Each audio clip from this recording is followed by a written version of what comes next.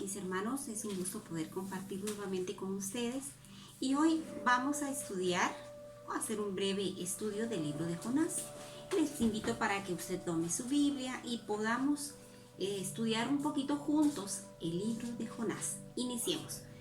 ¿Sabían que el libro de Jonás es uno de los más criticados y algunos críticos con sus comentarios han dado a entender que la historia relatada en este libro es difícil o incluso casi imposible de creer?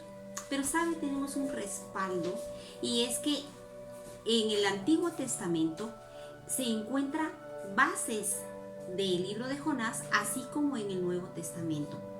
En el Libro de Reyes, en el capítulo 14, versículos del 23 al 25, se hace referencia a la historia de Jonás. Y en el Nuevo Testamento, Jesús afirmó la autenticidad del personaje.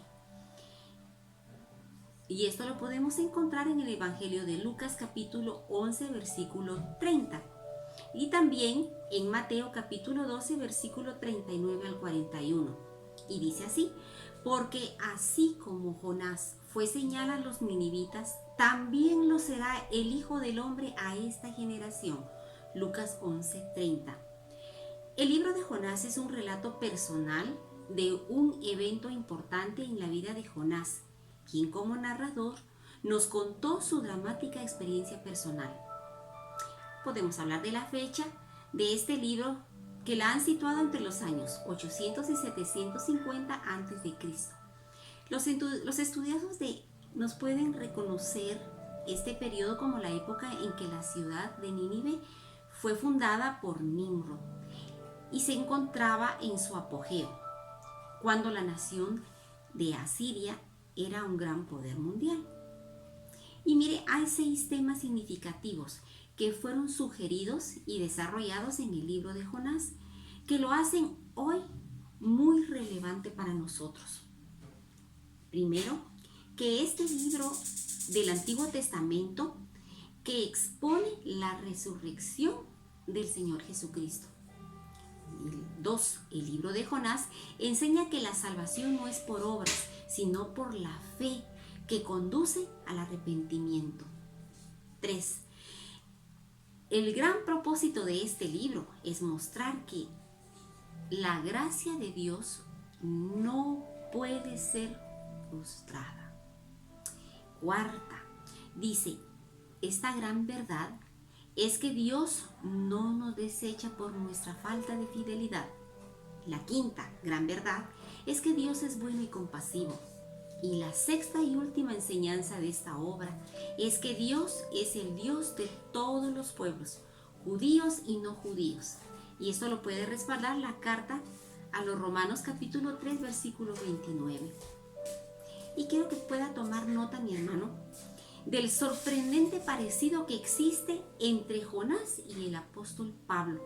Tanto el apóstol Pablo como Jonás fueron misioneros enviados a los no judíos. Ambos sufrieron un naufragio, ambos fueron testigos de los marineros que se encontraban a bordo del barco y ambos fueron usados para librar de la muerte a esos marineros.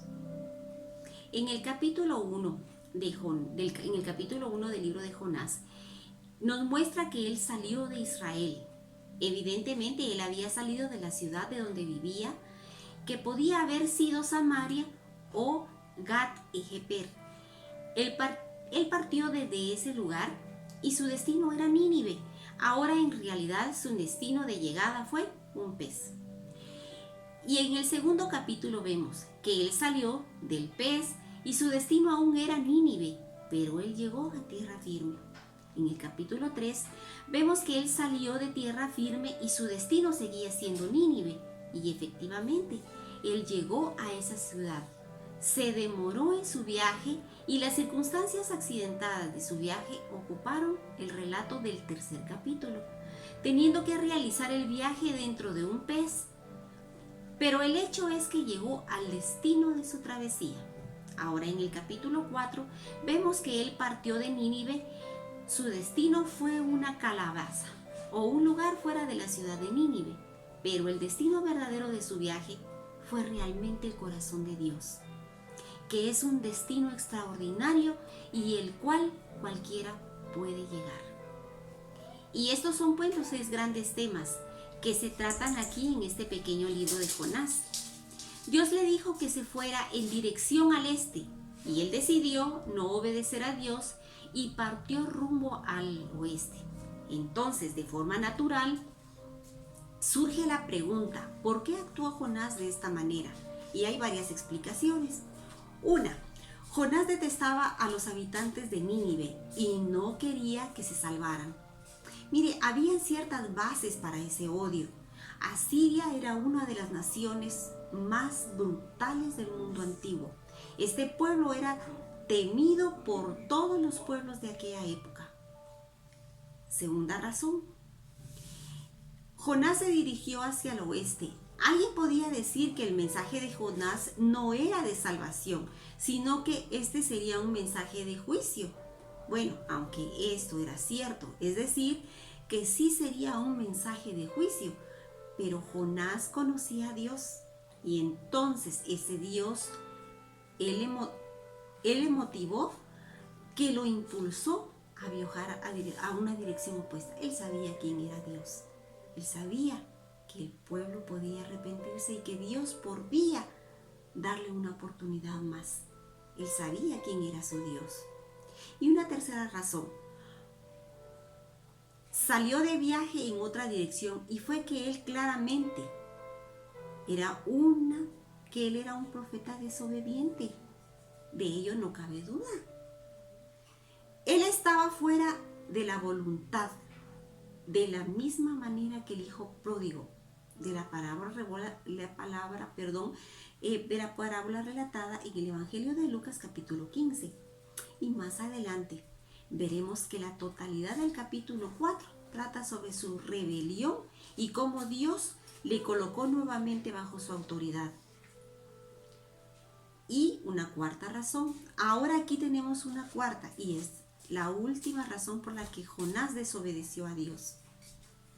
¿Ha observado usted que en el Antiguo Testamento Dios nunca envió a sus mensajeros como misioneros a otros países?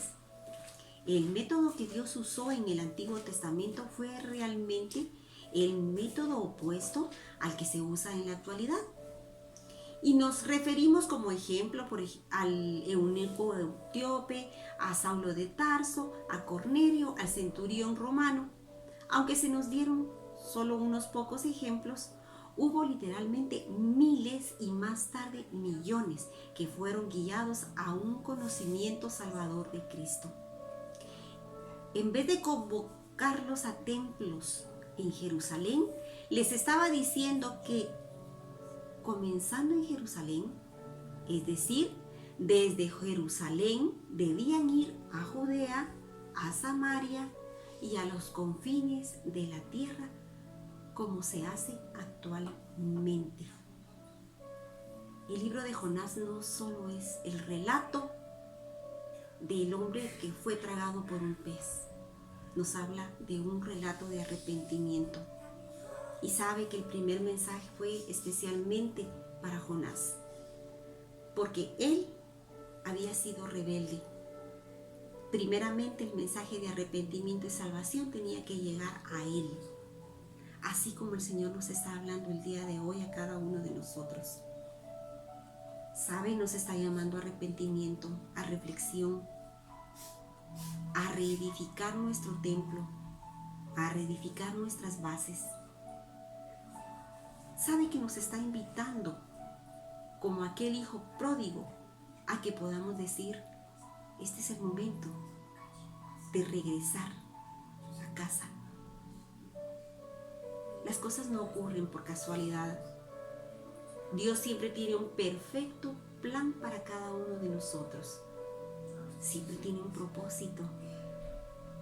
Y sabe, no importa lo que estemos viviendo en este momento, no importa lo que esté ocurriendo afuera de estos 4 paredes, lo importante es lo que está ocurriendo en este momento en nuestro corazón. Lo importante es que yo estoy reflexionando y que estoy haciendo un alto en mi vida y que estoy diciendo, este es el momento en que puedo volver a empezar. Mis hermanos, que el Señor les bendiga. Gracias por la oportunidad de poder compartir con ustedes y nos vemos en una próxima oportunidad. Que el Señor les bendiga.